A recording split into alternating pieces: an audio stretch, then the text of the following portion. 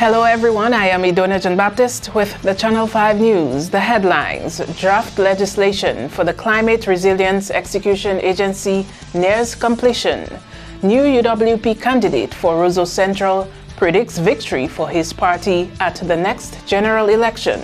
And the leading agriculture organization, ICA, makes Dominica's food security part of its 2018 work plan.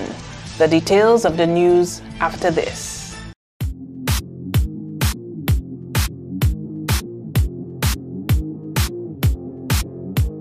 Do you need more cash for that home improvement? Then come to Fast Cash, where we give you more. At Fast Cash, our customers get more funds and more time to repay. But wait, can't come to us? We'll come to you, and our mobile officer will get you on your way. Small businesses, consumers, and taxi owners. Fast Cash has more for everyone. Simply call or visit any of our locations for more. Smarter, faster, better. Fast Cash. Terms and conditions apply. Rudolph Thomas Enterprise in Portsmouth, your suppliers of building materials and hardware products.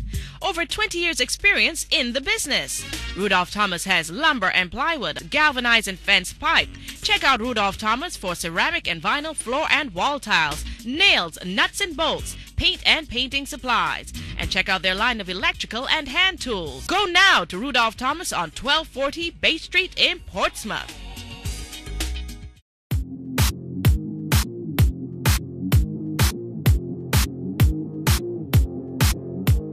Welcome back. First up, draft legislation to formally set up the Climate Resilience Execution Agency, CREAD, will be completed soon to be taken to Parliament. CREAD will be government's newest statutory body to run for 5 years. The word from Principal Advisor in the Office of the Prime Minister, Edward Lambert, who addressed a national climate resilience consultation for councils on Wednesday. The CREAD is envisioned to be a 5-year statutory body. We already have what I hope is the final draft legislation to go to Parliament. Probably just a couple little refinements to be done. Lambert explained when its term ends, government staff would have already been trained to duplicate CREAD's role in each department. But a logical question would come to your mind. Okay, the CREAD exists for 4 or 5 years. What happens when that 5 years is up? What happens to all that new technical knowledge and know-how and procedures that would have been given during the life of the CREAD? Well, the whole idea is that, first of all, certain public officers in critical ministries will be seconded to the CREAD for short periods, so they can benefit from the external experts who will be, and donors who will be populating the staffing of the CREAD. Good. And it is also envisioned that as time goes on, that each ministry will reconfigure itself to contain what we envisage as a mini CREAD. CREAD would be mandated to ensure that new government projects are climate ready.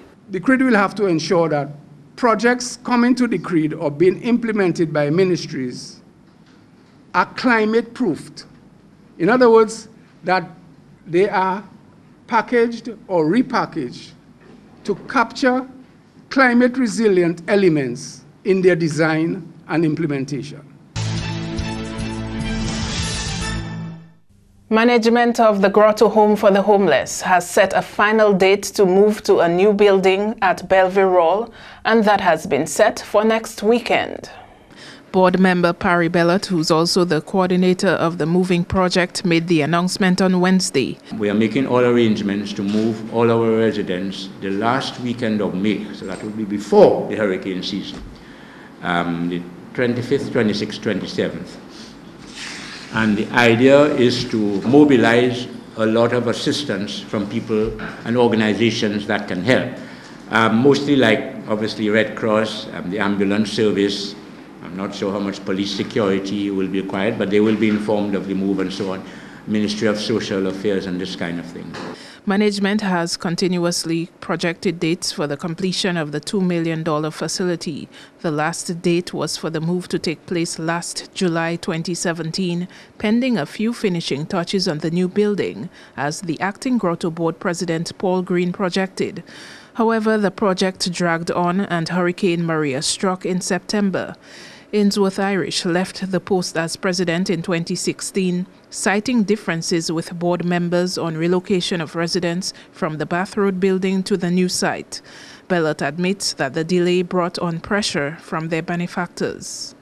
There had been an attitude among our benefactors that, look, you all have been saying you all are moving for the last 3 years, and you all have moved, and we keep putting in little money, you just need a little more money and so on, and it didn't happen. I'll be frank with you, I don't think if he would mind saying so, but our former president, who actually he just took a sabbatical, he didn't really leave the post, but he just walked away because he was getting a lot of pressure from the people that had been giving him money for the Grotto, saying, when are you moving? And because that was not happening, he was not getting the support of the other board members and so on. He just took a sabbatical. But Mr. Irish will be back with us. As you may know, you in the media follow this thing well, he's with a team in Chicago. Bellot says benefactors would have to step in to cushion the cost of the move. Minor roof damage is also expected to be repaired before residents are relocated. As we've convinced the staff and even the residents, and they didn't really need convincing. Whatever bad condition the new place is in, it's a lot better than where they are right now. And we realized that, to have the threat of another hurricane or even bad wind and so on, I'm just not going to accept that. I mean, I owe that much to the Grotto people to make sure that they are in reasonably comfortable and protected quarters. Now, as I was saying, since Maria, there's been a lot of destruction through our roof things and so on. There were some minor repairs done, not enough, but we got a construction company, a very good one, I must say, we were lucky.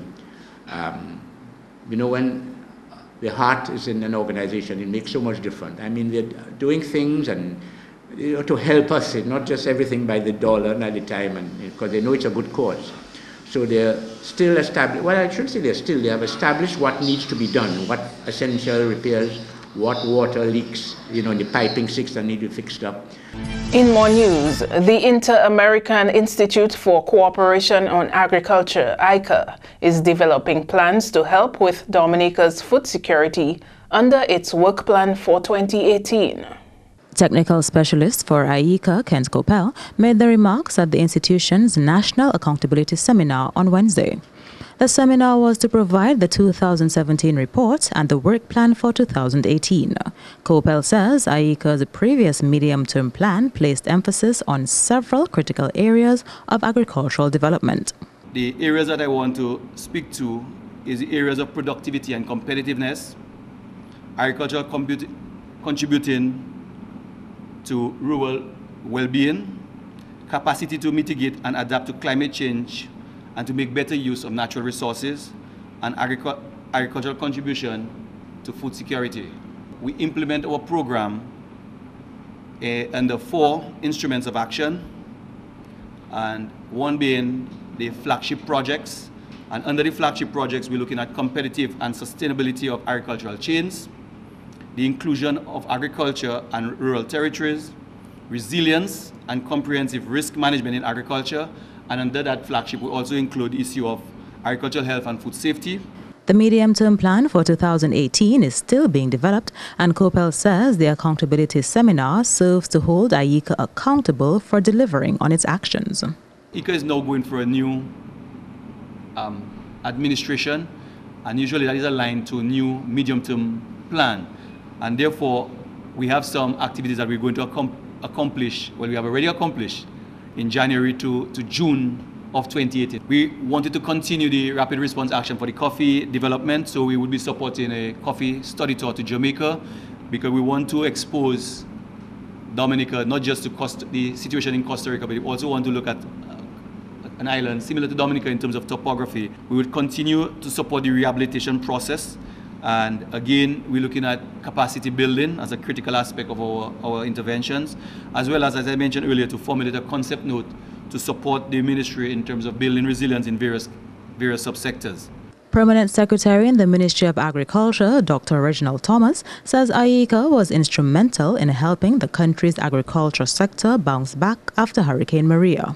IECA, through one of its initiatives with CARDI, OACS and other partners, the ministry, were able to bring in much needed planting material, seeds, and we actually saw the cost of vegetables going from $10 in one instance to about $3.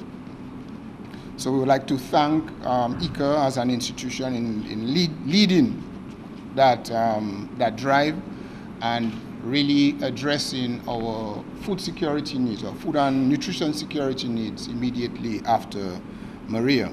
IECA's 2017 report was officially presented to the Ministry of Agriculture on Wednesday. Andrea Louis, Channel 5 News. On the health scene, the principal nursing officer believes the time has come to give nursing superior recognition, investment, and influence. Terelia Ravalier says it's time to capitalize on one of their best assets, namely the fact that nurses are the largest group of healthcare professionals here. She believes nurses should be equipped to provide high-quality, patient-centered care and play an integral role in leading change in the health sector and to ensure that no one in Dominica is left behind. Nursing as a profession is not just becoming a broader field, it is becoming deeper as well. Hence, the roles of nurses are expanding rapidly. It is more than knowing how to perform tasks and procedures. It is about being a more effective member of the health team, ensuring that care is delivered safely, effectively, and compassionately to individuals, families, and communities. It is about providing holistic care, taking into consideration the physical, psychosocial, and spiritual aspects of the individual. Ravalier wants nurses to have a voice at the decision-making table and influencing positive changes within the health sector. She points to a number of changes which require nurses to be well prepared with the knowledge and skills in order to respond appropriately to the needs of the population. The increased prevalence of chronic non-communicable diseases, new and re-emerging diseases, demographic changes, meaning people are living longer, climate change, meaning increased frequency of natural disasters, quality of care and safety issues, workforce issues and migration, transformation in nursing education, and access to healthcare and universal health coverage. Since Hurricane Maria devastated the country, costing an estimated $1.3 billion or 226% of its GDP, donor countries and institutions have rallied around Dominica, offering assistance of one kind or another. Following Prime Minister Skerrit's address at the UN General Assembly and the high-level pledging conference, a commitment of $1 billion was pledged to Dominica. Dominica has received assistance for relief and recovery in cash and kind. Just last week, the World Bank signed 2 agreements totaling $65 million for housing and agriculture. That money is distinct from an earlier emergency aid package for farmers and fishers totaling $18 million. Dominica is not the only country requiring the assistance of institutions like the World Bank. Prime Minister Skerrit explains why all this attention on Dominica, considering it's not the only country ravaged by natural disasters. People are not necessarily helping us because we're affected by a hurricane. People are helping us because we have expressed a particular vision to build the world's first climate resilient nation. And this vision conforms with the mandates of these institutions and governments. And they are prepared to assist us in achieving it because there are countries in the world who have not gotten that kind of commitment that we've gotten because they have not expressed that vision and that mission of building greater resilience. Because for many people, hurricane comes, it's a matter of knocking some things back together and okay, we're ready for the next hurricane season. We in Dominica, the leadership in Dominica, we believe that the phenomenon of climate change is real. We have lived it. We have experienced it. The scientists are saying that the climatic condition will continue to be more severe.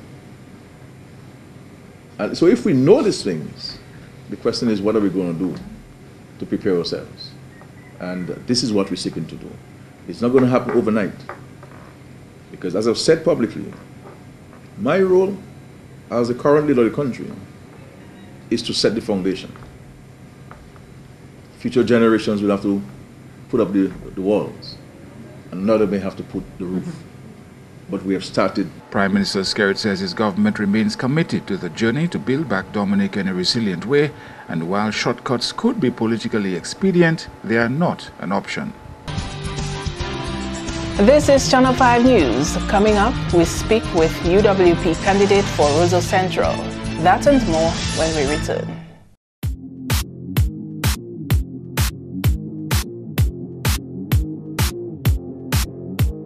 M&J Covering is the producer of designed galvanized and galvalume in Dominica. They design to your specifications, color and length, 4 styles of galvanized and galvalume pre-painted roofing sheets as requested, and supply all your galvalume accessories. M&J Covering helps you control spending and reduce waste. At M&J Covering, they are also equipped to build your roof to precise standards anywhere on island. So come to M&J Covering at 1 Mile in Portsmouth or call 445-5001 275-5003 today. Si ou ni maladie HIV et bien maladie sexuelle, si ou pas protéger corps lors qu'on est sexe avec plusieurs monde, ça kay mette la vie ou en gros danger. Ou ka exposer tout partenaire au poison et que tant qu'il ka vini avec maladie. Servez yo condom chaque fois ou qu'on est sexe. Changer qui est important pour découvrir maladie à bonheur ou ça vivre en bonne santé même si ou ni maladie HIV. Pour responsabilité, protéger corps et puis les autres. Examiner corps. Aidez du bout si même maladie HIV et l'autre maladie sexuelle.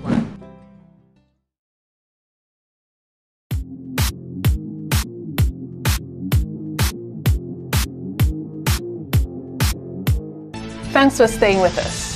UWP's election candidate for the Roseau Central constituency, Glenroy Coffey, says he is prepared to lead the opposition to victory at the next general election. The UWP is proposing Coffey as their candidate as Member of Parliament for Roseau Central. Joseph Isaac left the party in April. Let me tell you bluntly, it is good, my chances are good, and I will tell you I'm confident, and the people will answer to that call whenever the bell is rung, and I will tell you, there is a big surprise for the opponent, because I'm telling you, it's going to be resounding. Less than a week after Mr. Isaac announced his resignation from the party to go as an independent candidate, I spoke to you. Did it take some time for you to reflect on the people's call for you to be their candidate? Well, to be honest, I must say that there was some sort of divine intervention. And when the people came to me and told me that I'm the one going to run, I suspect that was networked. I consulted a few members of family and friends, and they told me, well, you can do it, you have been there. It's not a work in progress, but it's a work in continuation. So I felt, yeah, maybe that's my chance. And the people see that in me and they asked me to do it. And unanimously they supported me and they say, well, Coffey, it's your time. Let's look at a circumstance or a hypothetical situation. A snap election is called. Do you think that you'll be ready? Oh, I'm certainly ready. I told you that the work is ongoing. I'm with the people are with me. I do a lot of activities. I'm not the one who is going to blow my whistle loud. The work that I do, I leave it to God to bless, and the people will respond to that. The point is, coming out now, emerging candidate-elects, it's not going to be an easy road. I cannot be complacent. But I'm telling you, I will be victorious. Executive Vice President of the Dominica Hotel and Tourism Association is concerned over the number of rooms that will be export ready for the 2018-2019 tourist season. Before Hurricane Maria, the Discover Dominica Authority had on record 73 properties or 909 export-ready rooms. However, in October 2017, 32 properties or 467 guest rooms had been assessed as moderately damaged but able to operate.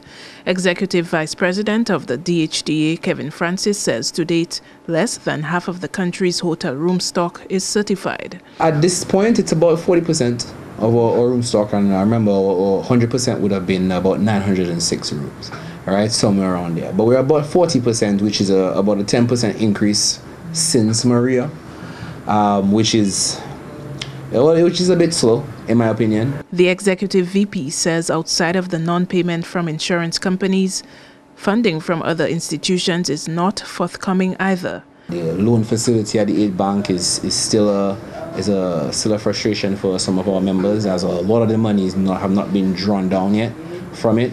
A big reason for that is the policies of the Aid Bank, maybe the terms of reference from the government of Dominica. But that is a conversation that we need to have with the Aid Bank. We should have a meeting with them at the end of the month, so we can iron out a few things, hopefully remove some of the terms that are a little more restrictive for our members, and see how the entire industry can, not just the accommodations, but the entire industry can draw on these funds. Francis says the DHDA is seeking creative means to grow the number of accommodations available for guests and is comfortable with the number of rooms available for the next major tourist attraction in Dominica. What we've done along with the DDA is we've started thinking about creative ways for us to, get people to stay in Dominica. One of the ways we're exploring is the PCAD properties. As you may know, Ross is scheduled to return to Dominica in sometime next year. So before they get here, we are trying to see how we can use these PCAD properties to house these people coming into Dominica and also create some kind of economic activity in the PCAD area, since there is no Ross at the moment. As it relates to Jazz and Creole, I think Jazz and Creole is okay. Jazz and Creole will be fine. Even now, I'm trying to find rooms, in PCAD. It's a little difficult now. Just the fact that it's difficult to find rooms in PCAD now, a week out, lets me know that the event is going to be a good one. Former government press secretary under the Freedom Party, Parry Bellot, supports a more formal public support program, but warns against people depending too much on government assistance. Parliament recently passed the Rapid Response Social Recovery Agency Act. That piece of legislation is meant to set up an agency to provide urgent public support and relief to people in need. The opposition's view has always been that public support can and should be channeled through the Welfare Division. Parry Bellot supports the improved system of dealing with public support, but says he is also concerned about people abusing the system by taking up a posture of dependency.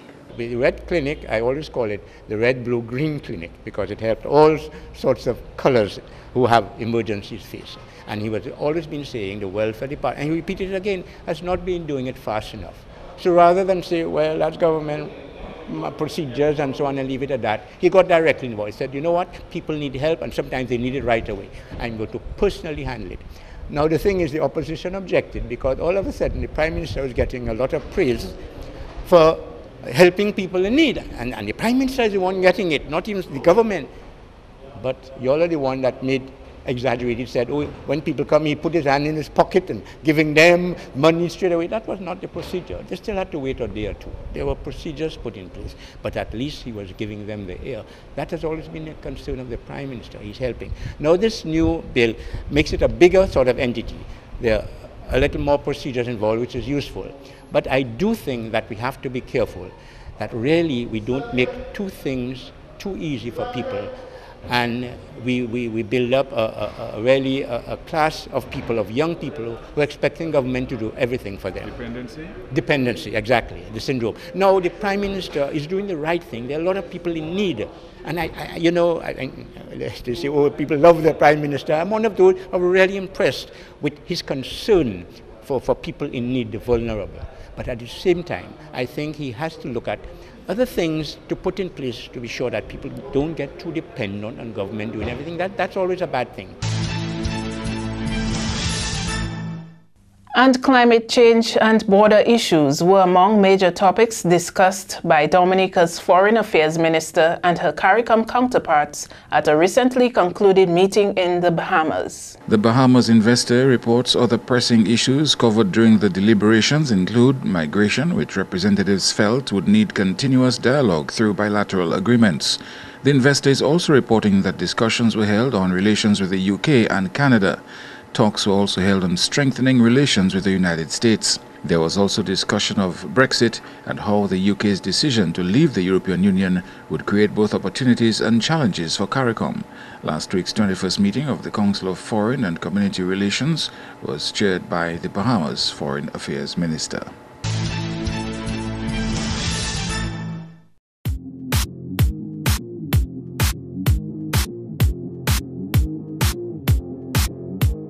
To end the news, the headlines again. Draft legislation for the Climate Resilience Execution Agency nears completion. New UWP candidate for Roseau Central predicts victory for his party at the next general election. And leading agriculture organization ICA makes Dominica's food security part of its 2018 work plan. Feel free to contact us at news@marpin2k4.com. You can also access our past newscasts on our YouTube channel. On behalf of the production team, I am Idona John Baptist. Thanks for watching. Join us again tomorrow.